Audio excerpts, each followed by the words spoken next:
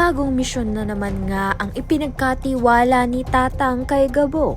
Ang utos ay hanapin at mabawi ang napakaraming ginto na itinago nito ni Mr. Chan, buhay man o patay. Ang kinahitnan nito dahil sa laki ng gantimpala, buong tapang na tinanggap ni Gabo ang napaka mapanganib na misyon at nangakong hindi ito susukuan. Samantalang hinanap naman siya nito ni Sam upang humingi ng tulong na pabagsakin sa mga natitirang mga sindikato na patuloy na naghahasik ng takot sa kanilang lugar. Napiling pag-isipan ni Gabo kung alin ang uunahin dahil parehong delikado ang dalawang misyon.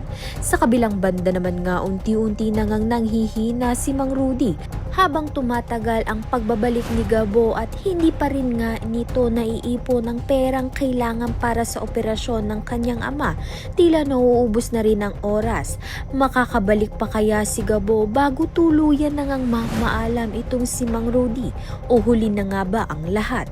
Kaya naman nga't yan at iba pa ang dapat nating pakaabangan.